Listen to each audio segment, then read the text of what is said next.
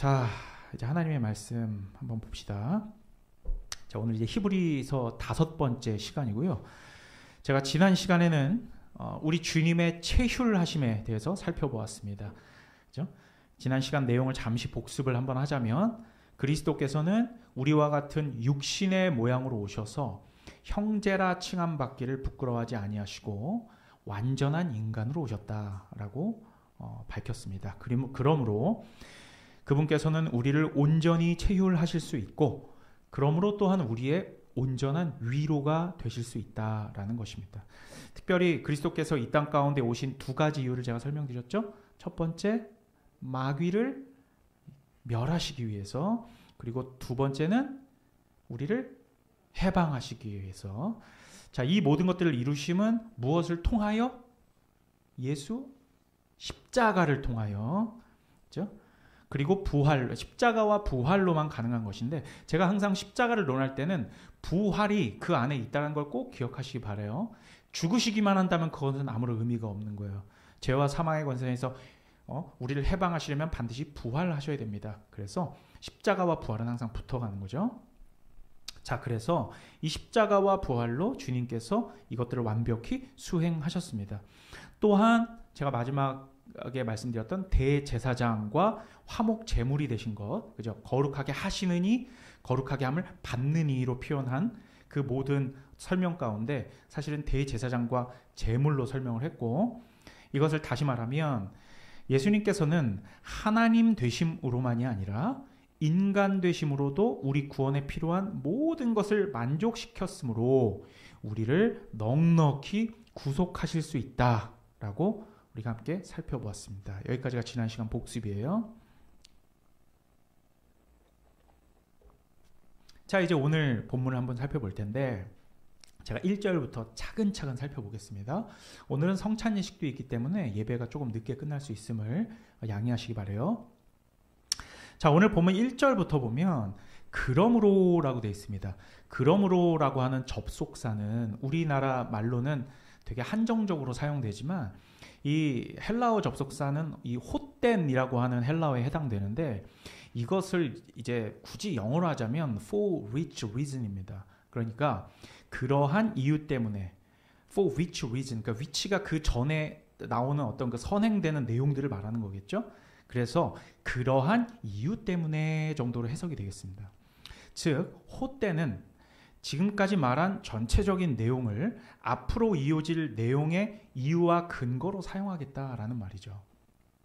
그래서 그러한 이유로, 그런데 그러한 이유가 뭡니까? 어떤 그러한 이유예요? 그리스도께서 우리를 온전히 체휼하심의 이유로, 제가 지난 시간에 설교했던 그 설교의 전체 내용, 그 때문에 이제 이러한 내용으로 보시면 되겠습니다. 자, 그리스도께서 육신으로 오셔서 우리를 온전히 체휼하심이 이제는 앞으로 이어질 진술들의 이유와 근거가 된다라는 것입니다. 자, 그리고 이제 히브리서 저자는 처음으로 수신자들을 이렇게 불러요. 이제 호칭이 달라졌는데 그게 어떤 거냐면 거룩한 형제들아. 그러므로 거룩한 형제들아. 그 전에는 거룩한 형제라고 부르지 않았어요. 자, 이 호칭 자체가 2장에서 말하고 있는 많은 부분들을 설명해 주고 있는 것입니다. 2장까지 히브리서 저자는 수신자들을 그냥 우리라고 통칭해서 부르긴 했지만, 이제는 우리일 뿐만 아니라 우리가 누구인지에 대해서 이 호칭이 설명을 하는 거예요. 이제는 예수 그리스도의 사역으로 말미암아서 변화된 정체성을 드러내고 있는 겁니다.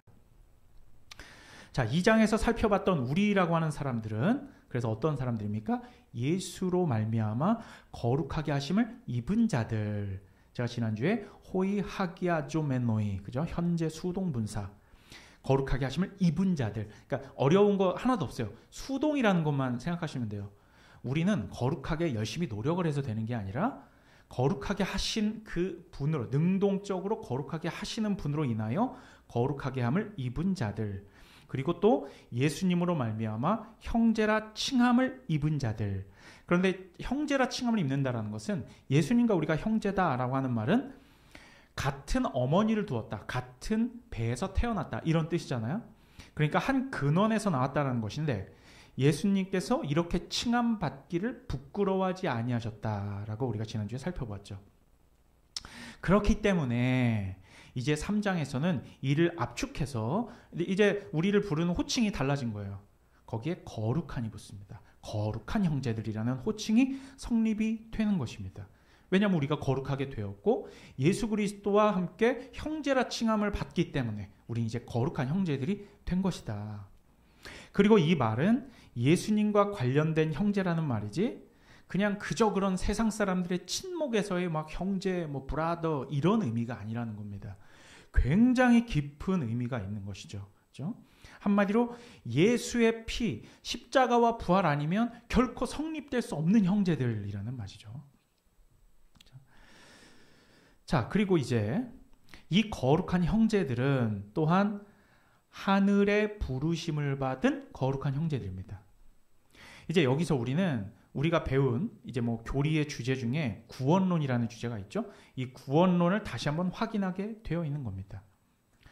제가 아직 그 교리 교육을 아직 시작하지는 않았지만 저한테서 많이 배운 분들이 많죠.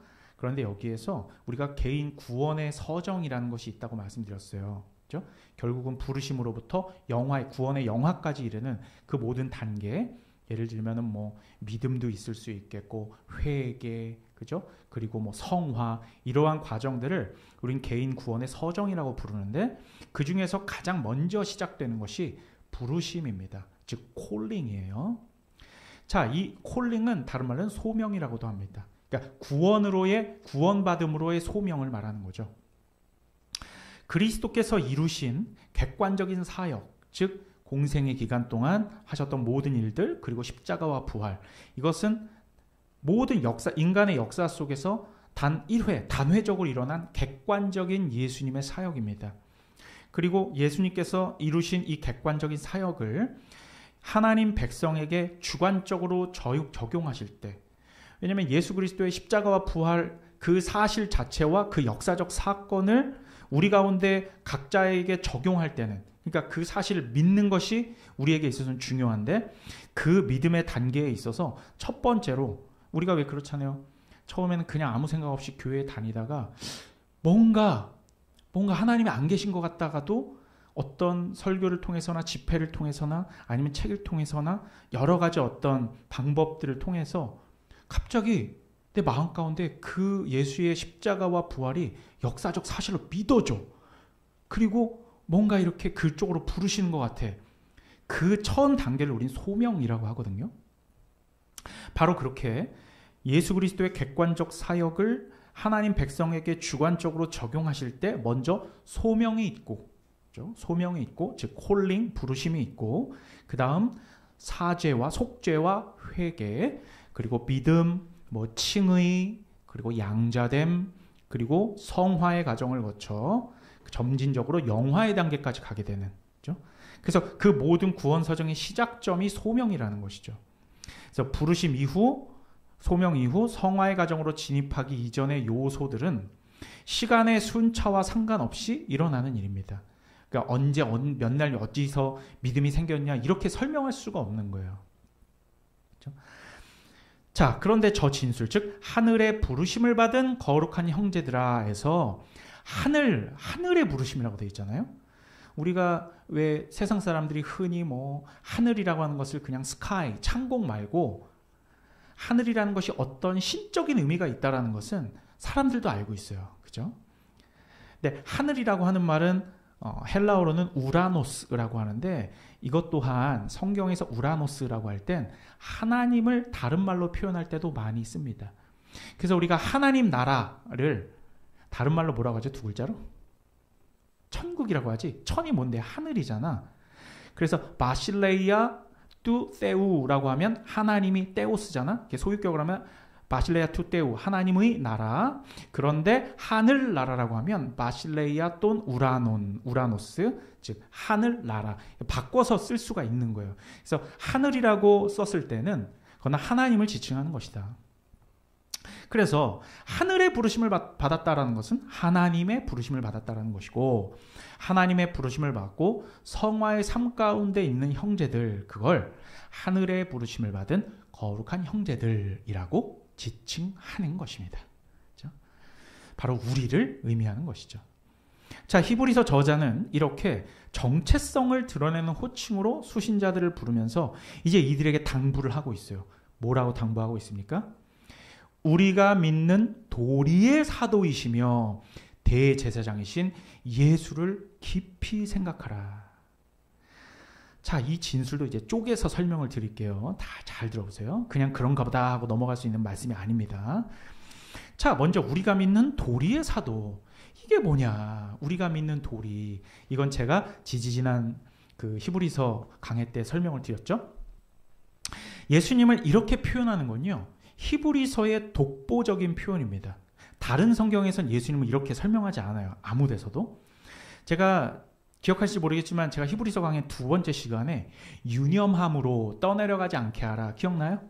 유념함으로 떠내려가지 않게 하라 라고 하면서 이 유념함이라고 하는 말을 제가 원어로 풀어서 설명을 드렸는데, 그것이 페리소테로스 프로세케인, 이게 뭐냐면 배를 정박하게 하여 떠내려가지 않게 함, 이게 유념함이라고 말씀드렸어요.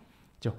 그러면서 이들이 그러면 그러니까 이들이 배가 정박할 때 이렇게 닻을 내려서 든든히 서는 것, 든든히 이렇게 딱 고정되어 있는 것처럼, 그게 뭐라 그랬어요? 그들이 가지고 있는 신앙의 내용, 즉 신앙 고백이라고 말씀드렸죠. 그래서 이들이 지금 유념하지 않고 있는 것, 그것은 바로 신앙 고백, 즉 신앙의 내용이라는 것을 제가 설명을 드렸습니다. 자, 그래서 우리가 믿는 도리에서 이 도리가 헬라어로는 호모로기아, 이것이 곧 고백, confession이라고 제가 말씀을 드렸죠. 즉 오늘 본문은 우리가 믿고 있는 이 신앙 고백의 사도가 바로 예수님입니다 라고 설명하고 있습니다. 우리가 믿는 신앙 고백, 우리가 지금 예배 서두에 우리가 뭘 고백했습니까? 사도신경을 우리의 신앙 고백으로 고백을 했죠. 그러면 그 신앙 고백에서, 즉 사도신경에서 우리가 고백했던 그 내용 자체, 이것의 사도가 바로 예수입니다. 혹은 우리가 지금까지 배웠던 많은 교리들, 뭐 하이델베르크 신앙 고백, 혹은 뭐 벨직 신앙 고백, 혹은 웨스트민스터 신앙 고백 같은 그러한 신앙의 고백들의, 우리 신앙의 내용의 사도가 바로 예수입니다 라고 말씀하는 거죠. 자, 그러면 이제 사도라고 했을 때 우리가 사실 사도가 누구예요? 사도. 성경을 통해서 우리가 알고 있는 사도는 예수님의 12 제자들을 우리가 사도라고 알고 있었죠. 그런데 이 사도를 원어로 하면 아포스톨로스라고 해갔거든요. 그리고 영어로는 아퍼슬이라고도 하고, 다 이제 영어는 많은 단어들이 헬라어에서 왔기 때문에. 근데 이 아포스톨로스라고 하는 것은 아포스텔로라고 하는 동사에서 왔는데, 이것의 정확한 뜻이 뭐냐면, 자, 이것이 정확한 뜻은, 아포스텔로는 어떤 목적을 성취하기 위해 누군가를 급파하다라는 뜻이에요. 여러분, 우리 왜 그 연예계에서 그 막 연예 뉴스 같은 거 기가 막히게 빠르게 하는 그 신문사가 있잖아요. 뭐예요? 디스패치죠. 디스패치가 급파하다는 뜻이에요. 어떤 목적을 위해서 급파하다, 그게 디스패치거든. 그렇게 보면은 디스패치의 뜻인 거예요. 아포스텔로는. 그죠? 어떤 목적을 성취하기 위해서 급파하는 거. 그러면 사도, 즉 아포스톨로스는 어떤 그 목적을 성취하기 위해 보냄을 받은 자라는 뜻입니다. 그게 사도의 원어적 뜻이에요. 자, 그럼 정리하면 우리가 믿는 도리, 호모로기아의 사도라는 것은 우리가 믿는 진리, 교리, 신앙 고백, 이것을 또 다른 말로 하면 하나님의 뜻, 하나님의 뜻을 성취하기 위하여 보냄을 받은 분, 그것이 바로 우리의 도리, 우리가 믿는 도리의 사도이시다, 이렇게 설명할 수 있는 겁니다.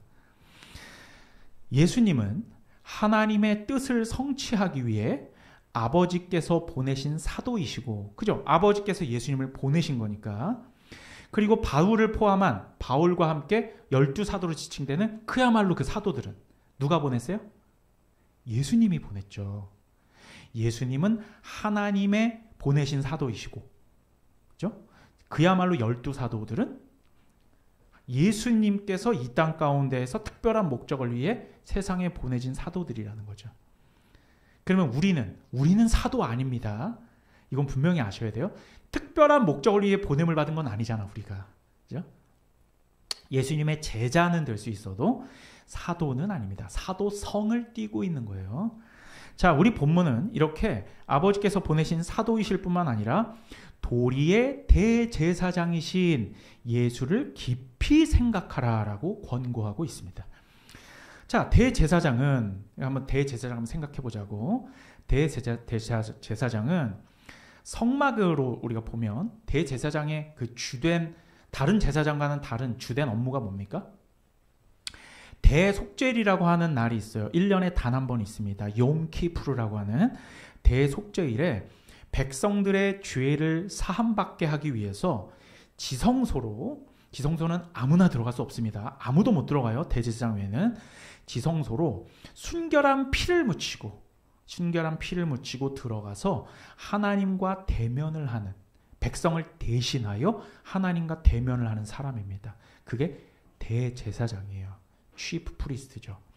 백성들을 거룩하게 하는 역할이죠. 그죠?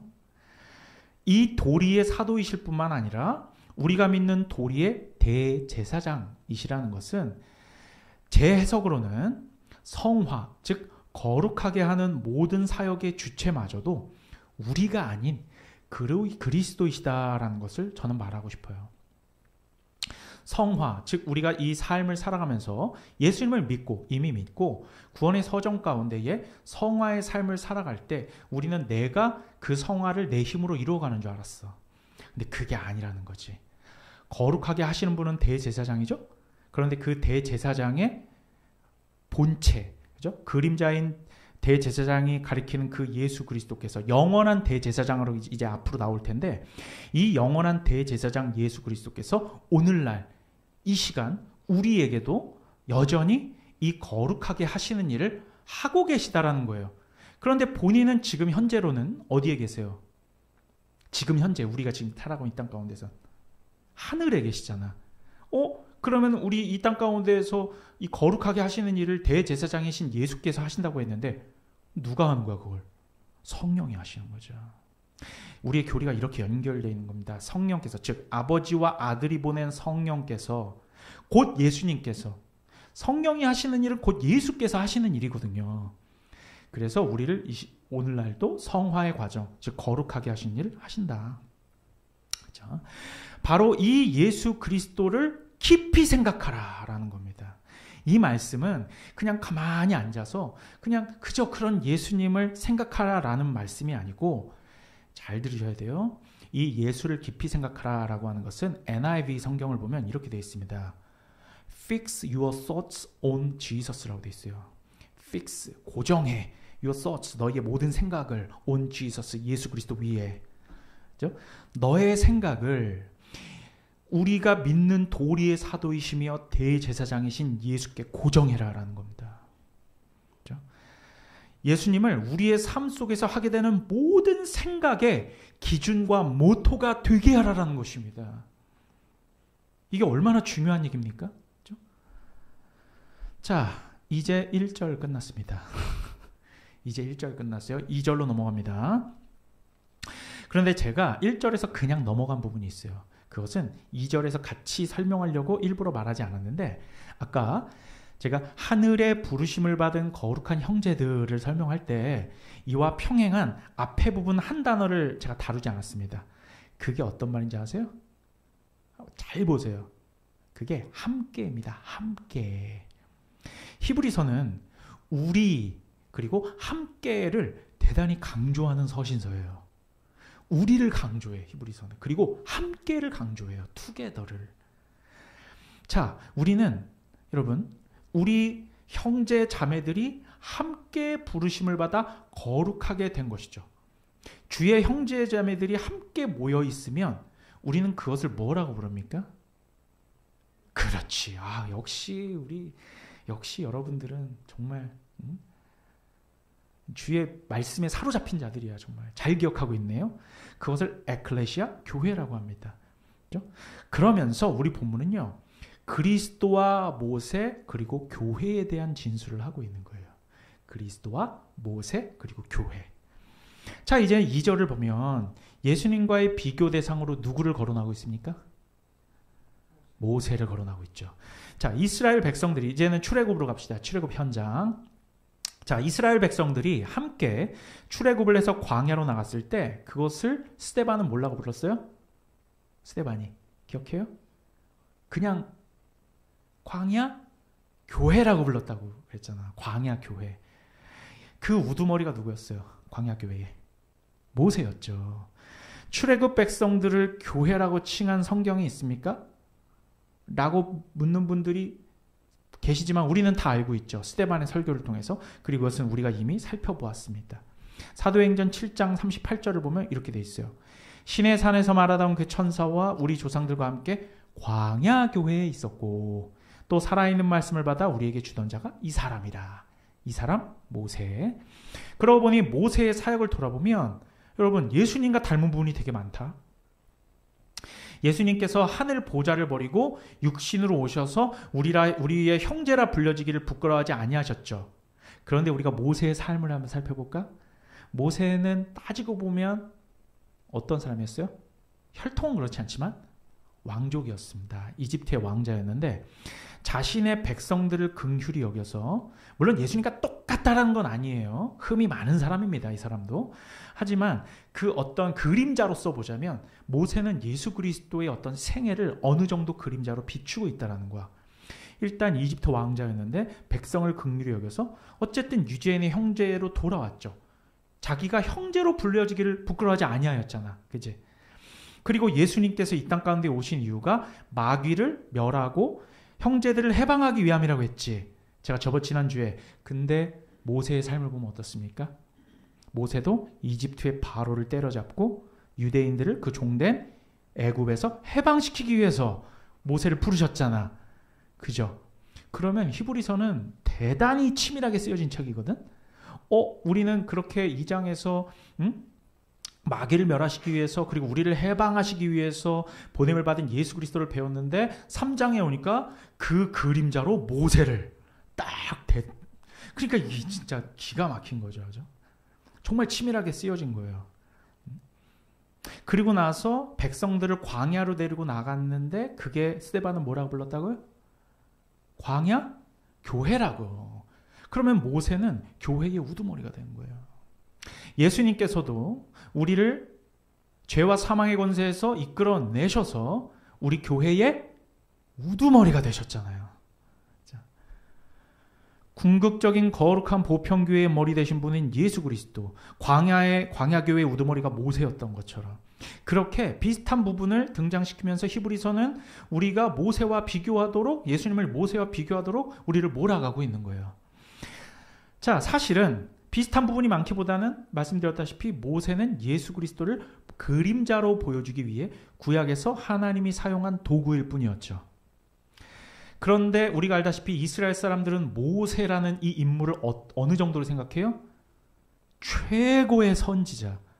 자기 민족 가운데 최고의 어떤 인물이 있다면 유대인들은 모세를 꼽습니다. 물론 다윗도 있고 하지만 최고는 모세예요. 모세 위에 선지자는 없어요. 그런데 오늘 히브리서는 우리에게 이 모세보다 뛰어나신 그리스도를 설명해 줄 거예요.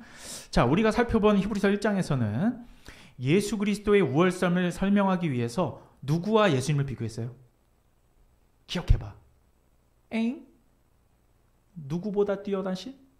천사, 그렇지. 천사보다 우월한 예수님을 비교했다가 천사는 말도 안 되게 그냥 부리는 종에 불과하다라고 결론 내렸죠. 기억나죠? 물론 모세도 마찬가지인데 당연히 모세도 말도 안 되게 예수님과 비교할 수 없는 뛰어난 선지자지만 그런데 우리가 한번 생각해봐. 왜 모세냐? 왜 하필? 아브라함도 있고 다윗도 있고 엘리야도 있는데 그런데 여러분 제가 말씀드렸다시피 모세는 유대인들에게 있어서 특별한 존재입니다. 국부와 같은 존재예요. 국부와 같은 존재. 미국에서도 국부와 같은 존재가 있잖아요. 그죠? 일대 대통령. 누굽니까? 일대 대통령이. 제가 기억은 잘 안 나지만 뭐 벤자민 프랭클린 같은 그 몇 명이 있잖아. 이제 독립선언문이 쓴 사람. 일대 대통령이 누구지? 어쨌든. 자, 이러한 사람이라는 거예요. 국부란 말이야. 레위 지파 대제사장의 시초인 아론보다도 우위에 있는 사람입니다. 오늘날 이스라엘의 유대교는요, 아직도 신명기에서 말한 모세와 같은 선지자를 기다리고 있습니다. 그런데 1세기 유대인들은요, 이 히브리서 당시의 유대인들은 더하죠. 그죠? 당연히 21세기 대한민국의 크리스찬으로 사는 우리들은 예수님께서 모세보다 당연히 뛰어나신 분이지 라고 생각하지요. 하지만 저들에게는, 지금 이 히브리서를 읽고 있는 사람들에게는 이 이슈가 쉬운 이슈가 아닙니다. 예수님 시대의 회당 같은 곳에 예수님이 모세보다 뛰어난 분이라고 했다가는 돌 맞아 죽습니다. 그러지 않겠어요?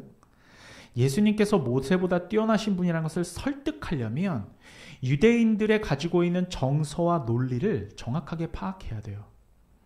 구약에서 모세의 역할이 무엇이었고 예수 그리스도와 역사적으로 어떻게 이어지는지를 정확하게 알려줄 필요가 있는 겁니다.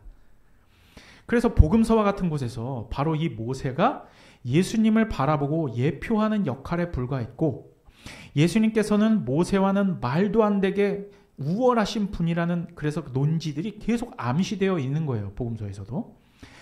제가 나중에 이제 요한복음 6장 본문을 이제 설교할 텐데 굉장히 재밌는, 오병이어 설교는 제가 예전에 몇 번 했지만 거기에도 모세와 비교하는 본문이 있어요. 나중에 살펴볼게요. 자, 오늘 본문은 예수님과 모세의 우월함과 열등함을 이제는 집 지은이와 집으로 비유하여 설명하고 있습니다. 얘들아, 모세가 물론 뛰어난 하나님의 종이었지만 예수님과 비교를 해? 그것은 마치 집 지은 자와 집을 비유하는 것과 같은 거야 라는 거죠. 그래서 2절부터 6절까지 그렇게 집이 많이 나옵니다. 특별히 하나님의 온 집이라는 말을 계속 사용하죠. 그냥 이스라엘이면 이스라엘 이렇게 명칭하면 되는데 하나님의 온 집 이렇게 사용한단 말이야. 먼저 예수님과 모세의 차이는 창조주와 피조물 수준의 차이라는 것이 설명되고 있죠. 즉 집 지은이와 집, 그죠? 자, 집 지은이는 어떤 집이든 간에 만들고 부수고 할 수 있습니다. 그죠? 로마서 9장에서는 토기장으로 설명되잖아. 토기장이는 토기를 이렇게 빚건 저렇게 빚건 토기장이 마음이에요. 그리고 그것이 잘못됐을 때는 어떻게 합니까? 도자기 만드는 사람들. 가차없이 깨버리는 거지. 여러분, 그런데 도자기가 됐건 토기가 됐건 집이 됐건 집이나 토기는 주체성이 있습니까? 주체성이 없어요. 집을 잘 지었으면 그 집을 칭찬하는 것이 아니라 주체적으로 그 집을 만든 건축가를 찬양하고 칭찬한 것과 같은 것이죠. 그죠? 모세가 정말 신실하였다면 모세 자체가 아니라 신실하신 모세를 창조하신 창조주께서 찬양을 받아 마땅한 거죠. 그 논지를 설명하고 있는 거예요. 그죠? 어쨌든 이 모세가 하나님의 온 집에 신실하였다라는 것이 어떤 의미인지는 히브리서가 인용한 민수기 말씀을 통해 한번 살펴볼게요. 제가 빠르게 읽어볼 테니까 잘 들어보세요. 민수기 12장 1절에서 8절입니다. 이렇게 되어 있습니다. 모세가 구스여자를 취하였더니 이 구스여자를 취하였으므로 미리암과 아론이 모세를 비방하니라. 이런 사건이 있었어요. 모세의 누나와 형이었던 아론과 미리암이 모세를 비방한 거야. 그들이 이르되 여호와께서 모세와만 말씀하셨느냐? 우리와도 말씀하지 아니하셨느냐 하매 여호와께서 이 말을 들으셨더라. 이 사람 모세는 온유함이 지면의 모든 사람보다 더하더라. 여호와께서 갑자기 모세와 아론과 미리암에게 이르시되 너희 세 사람은 회막으로 나오라 하시니 그 세 사람이 나아가매 여호와께서 구름 기둥 가운데로부터 강림하사 장막문에 서시고 아론과 미리암을 부르시는지라. 그 두 사람이 나아가매 이르시되 내 말을 들으라. 너희 중에 선지자가 있으면 나 여호와가 환상으로 나를 그에게 알리기도 하고 꿈으로 그와 말하기도 하였거니와. 7절이 중요해요. 내 종 모세와는 그렇지 아니하니 그는 내 온 집에 충성함이니라. 그와는 내가 대면하여 명복히 말하고 은밀한 말로 하지 아니하며 그는 또 여호와의 형상을 보거늘 너희가 어찌하여 내 종 모세에 비방하기를 두려워하지 아니하느냐. 이렇게 말하고 있습니다. 우리 신약 히브리서 본문에서 모세가 하나님의 온 집에 신실했다라고 말하는 것은 민수기에서 끌어온 말이고, 이것은요, 신실했다라는 이 단어는 헬라어 피스토스라는 말입니다. 피스티스. 이것은 구약 민수기에서 하나님의 온 집에 충성했다라는 것은 또한 히브리어로는 아만이라는 말을 쓰고 있어요. 피스티스 그리고 아만. 우리가 그렇게 많이 쓰는 아멘이 바로 이 아만에서 온 것입니다. 피스토스와 아만 둘 다 어떤 의미냐면 변치 않고 믿을만하다, 즉 신실하다라는 뜻입니다. 참고로 그래서 이 변형된 아만에서 변형이 된 아멘이라는 것은, 그러니까 우리가 교회 가면은 사람들이 다 아멘 아멘 하잖아. 그걸 그냥 하는 게 아니야. 사실 그 아멘이라는 게 추임새가 아니라 이 아멘은 말씀 그대로 신실하게 변함없이 그대로 될지어다라고 하는 의미를 내포하고 있는 것입니다. 그래서 성도님들한테 아멘 안 하십니까? 라고 할 수 있는 거예요. 이게 성경적 근거가 있는 거야. 그죠? 자, 그래서 듣는 자들이, 이렇게 말씀을 듣는 자들이 때로는 아멘이라고 화답하는 것은 성경의 지지를 받는 행위이다. 느헤미야 8장 6절을 보면요. 이거는 좀 참고적인데, 느헤미야 8장 6절을 보면 에스라가 바벨론 포로에서 돌아온 남녀노소 모두를 모아놓고 율법책을 펴자 모두 일어섭니다. 모두 일어서고 위대하신 하나님 여호와를 송축하자 모든 백성이 손을 들고 아멘 아멘 두 번을 하답했다라고 기록되어 있어요. 그래서 우리 복음주의 교회의 많은 목사님들이 아멘을 종용하거나 하는 것은 여러분 순종하십시오. 아멘 하는 것이 성경적입니다. 왜? 느헤미야도 백성들에게 주의 말씀을 펴고 주님을 송축하고 선포하자 백성들이 아멘 아멘 하고 두 번이나 그렇게 선포했던 그러한 근거가 있기 때문이에요. 그렇죠? 자, 그래서 넘어가서 그래서 모세가 하나님의 온 집에서 신실했다라는 진술은 민수기의 문맥 속에서 보면 모세의 형이었던 아론과 또한 누나였던 미리암이 모세가 구스 여인을 취하자, 구스는 이제 에티오피아, 이제 아프리카 사람을 말하는 거예요. 구스 여인을 취하자 모세를 흉보고 비방하게 되었고, 이를 지켜본 하나님께서 모세, 아론, 미리암 셋 다 불러서 아론과 미리암 앞에서 모세를 변호하시면서 하신 말씀입니다. 모세는 그만큼 하나님께 아만한 사람이었어요. 믿을만하고 신실하다라는 인정을 받은 사람이면서 하나님의 집에 없어서는 안 될 중요한 존재였다라는 것이 민수기를 통해서 분명하게 증거되고 있죠. 즉 하나님 집에 기둥과 들보의 역할을 했던 사람이 바로 이 모세라는 것입니다. 자, 그래서 구약에서 하나님의 온 집이라고 하는 표현은 신약에서는 우리가 교회론을 배웠죠? 제가 교회론 강의할 때 여러분 교회는 두 가지 차원에서 볼 수 있다고 말씀드렸습니다. 어떤 교회와 어떤 교회가 있습니까?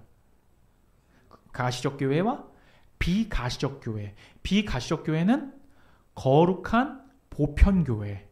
바로 하나님의 온 집이라고 설명된 이 구약의 표현이 신약으로 오면 궁극적으로는 뭘 설명하는 겁니까? 비가시적 교회. 거룩한 보편교회를 말하는 것입니다. 그리고 구약에서 이 하나님 백성들의 기둥과 들보의 역할을 했던 것이 바로 모세였죠. 그죠? 기둥과 들보가 왜 중요합니까? 왜 그래요?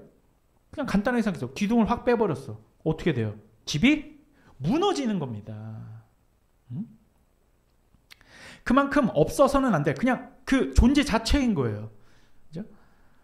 하지만 이렇게 중요한 역할을 한 신실한 모세인데, 그런데 그리스도와는 사실상 비교 자체가 의미가 없다. 이 말을 히브리서가 하고 있는 겁니다. 그 집을 지은 분이, 그러니까 저와 모세는 아주 필요하고 중요한 사람이었어. 기둥이었고 들보였어. 그런데 예수님은 기둥과 들보가 아니야. 어떤 분이라는 거예요? 그 집을 지은 분이라는 거예요. 그치? 우리가 뭐 이렇게 차 좋아하는 사람들은, 여러분 우리가 뭐 BMW 뭐 760 시리즈가 있다고 해. 엄청 비싼 차입니다. 그리고 모닝이 있어요. 그치? 이 두 개를 비교하는 걸로 우리가 비교하려고 하잖아. 그런데 예수님은 이렇게 BMW 760 같은 분이야. 엄청 비싼 차고. 그렇게 비교하지 말라라는 거예요. 예수님은 뭡니까? BMW 오너라는 거예요. BMW 오너와, 그러니까 지분을 100% 갖고 있는 오너. 그냥 대주주 정도가 아니야. 그냥 100% 지분을 다 갖고 있는 오너와 모닝을 그 한 대 모닝을 어떻게 비교하느냐. 차라는 것에 있어서는 어느 정도 이렇게 공통점이 있을 수 있지만, 그러니까 모세는 잘 만들어진 BMW 760일 수는 있어도 그 모세를 비교할진 몰라도 예수 그리스도는 BMW 오너야 라고 말하고 있는 것과 같은 거예요. 집을 지은 분. 자, 오늘 말씀 5절과 6절을 보면 더욱 극명하게 드러납니다. 이스라엘 민족의 지도자이며 심지어 장래일을 예언하기까지 했던 선지자였던 위대한 모세는 사실 하나님의 이 온 집에 뭐에 불과했고? 종에 불과했어요. 그리고 그리스도는 이 하나님의 집을 맡은 아들이라는 거예요. 종과 아들을 어떻게 비교합니까? 그치? 즉 아들은 나중엔 뭐가 돼요? 집 주인이 되는 거거든. 그치? 여러분, 유대인들에게 있어서 모세보다 높은 사람은 없어요. 모세보다 높은 존재는 하나님밖에 없거든. 그런데 히브리서는 계속 모세는 집에 불과하고 예수님은 그 집을 지은 분으로 말하고, 또한 모세는 그 집의 종에 불과하고 예수 그리스도는 그 집의 아들, 주인 아들로 말하고 있는 겁니다. 그러면 곧 예수님은 누구라는 말입니까? 예수님이 하나님이라는 겁니다. 이렇게 성경은요, 여기에서 교리가 도출되는 거야. 그지? 여기서 교리가 도출되는 거야. 이런 성경의 해석을 통해서 처음에 어떤 웨스트민스터 신앙고백서나 이런 게 없을 때 우리가 성경을 쭉 읽어봤더니 아들과 아버지가 동일하시네? 이게 드러나게 되거든, 이렇게. 그러면 결국은 우리는 이렇게 고백하는 거야. 성경을 다 읽어보니 삼위일체가 맞고 성부와 성자, 성령이 동일 본질이시구나 라는 것을 성경에서 도출해내게 되는 거죠. 그게 바로 우리가 믿는 도리라고 히브리서는 설명하고 있고, 그 도리의 사도가 예수라고 말하고 있는 겁니다. 정리하고 마칠게요. 오늘 우리 본문에서는 그리스도와 모세를 비교하면서 집이라고 하는 매개체로 설명하고 있지만 하나님의 집은 사실 교회라고 말씀드렸죠. 하나님의 온 집. 6절 맨 마지막에 우리가 소망의 확신과 자랑을 끝까지 굳게 잡고 있으면 우리는 그의 집이라고 말하고 있습니다. 우리가 곧 하나님의 집이고 우리가 곧 교회라는 거죠. 교회의 일부분, 즉 지체라는 거지. 오늘 우리 보면 1절에서 6절을 잘 살펴보면 그래서 교회를 암시하는 공동체적이며 집합적인 단어들이 많이 쓰였다는 것을 알 수 있습니다. 그게 바로 함께라는 것이고 1절에 우리부터 시작해서 또한 6절에도 우리가 나와요, 안 나와요? 나오죠. 단어들을요, 하나하나를 비교해가면서 그 앞뒤 문맥을 따져가면서 이제 애널로지라고 하는 그 유사성의 원리, 그러니까 동의 반복이 얼마나 되느냐 이런 것도 살펴보면서 여러분 성경을 읽으시기 바라요. 또한 집을 뜻하는 오이코스라고 하거든. 집을 물론 이제 히브리어로는 베트라고 하잖아. 그래서 베들레헴은 빵집이란 뜻이고, 그런데 신약으로 와서 헬라어로는 오이코스라는 거거든. 그 단어만 오늘 우리 본문에서 7번을 썼습니다. 집이라는 단어만. 자, 그런데 집은 뭐 21세기에 오늘날에 와서야 이게 핵가족화 됐으니까 뭐 혼자 사는 1인 가족들 많지만 보통 집은 어떤 개념입니까? 누가 삽니까? 가족이 사는 거죠. 집합체, 즉 공동체가 모여서 거주하는 것입니다. 그리스도께서는 택함받은 이스라엘 공동체의 우두머리였던 모세와는 비교할 수 없는 분으로서 이 삼위 하나님의 경륜 속에서 교회 공동체를 만드셨을 뿐만 아니라 아버지로부터 공동체를 상속받으신, 왜? 집을 상속받으시니까 공동체를 상속받으신 아들로서 모세가 그랬던 것처럼 변함없는 신실함으로 우리의 교회를 붙들고 계십니다 라는 이 내용이 오늘 본문에 포함되어 있는 것입니다.